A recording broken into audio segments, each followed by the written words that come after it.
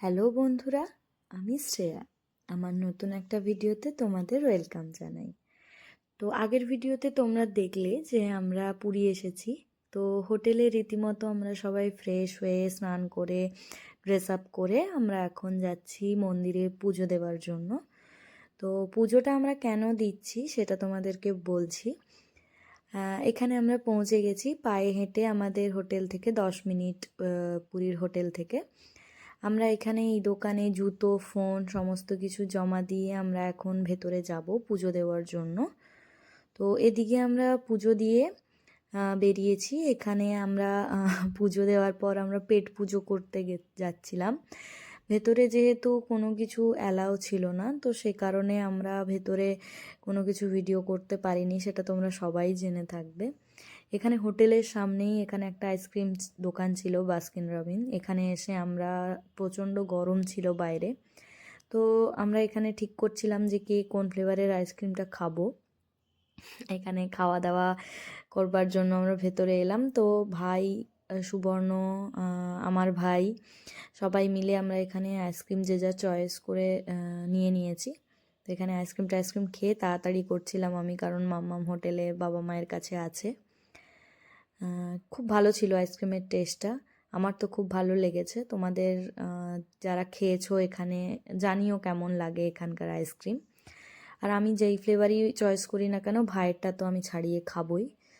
তো হোটেলে এসে এখানে আমরা যে কারণে পুরী এসেছি, মাম্মামের মুখে প্রসাদ দেওয়ার জন্য পুরীতে, এখানে আমাদের হোটেলের রুমে যে পণ্ডা আমাদের ছিল, সেই পণ্ডা এসে আমাদের হোটেলের রুমে প্রসাদ দিয়ে গেছে, মহাপ্রসাদ, জগন্নাথ দেবের ভোগ।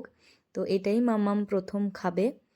এখানে আমরা সাজিয়ে সব কিছু রেডি করে মাম্মামকে এখানে তার মামারা খাওয়াচ্ছে।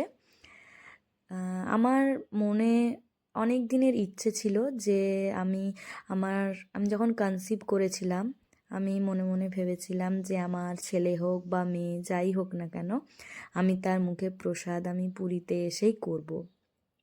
আর হয়তো মানুষ যেটা চায় ভগবান হয়তো শোনে, আমার তো শুনেছে, আমি বিশ্বাস করি আমার কথা ভগবান শুনেছে।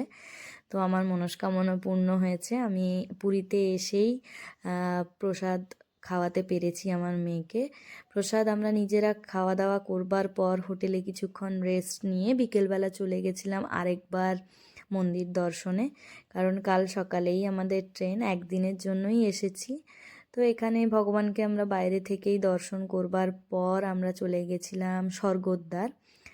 এটা একটা পুরীর অন্য রকম একটা জায়গা, যারা এসেছো হয়তো জানবে। আমার এটা ফার্স্ট টাইম ছিল পুরী আসা, আমি এর আগে কোনোদিনও আসিনি, কিন্তু সবার মুখে শুনেছি যে স্বর্গদ্বার জায়গাটা খুবই মানে অন্য রকম একটা জায়গা। এটা একটা বার্নিং ঘাট, সব সময় অনবরত এখানে দাহ হয়েই চলেছে।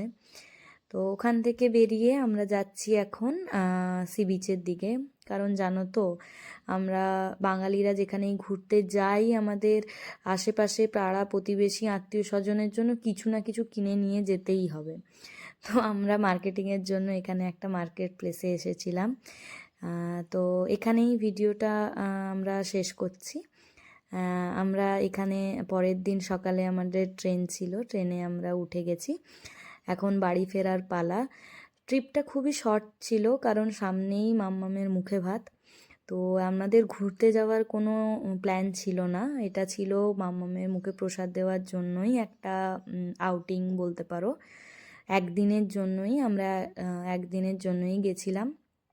তো বেশি দিন থাকা আমাদের পক্ষে সম্ভব ছিল না, তো যতটুকু পেরেছি ভিডিও করেছি, কারণ আমার মেয়ের এই দিনটা আমি আমার সোশ্যাল মিডিয়ার পেজে এবং তোমাদের সবার সাথে শেয়ার করে রাখতে চাই।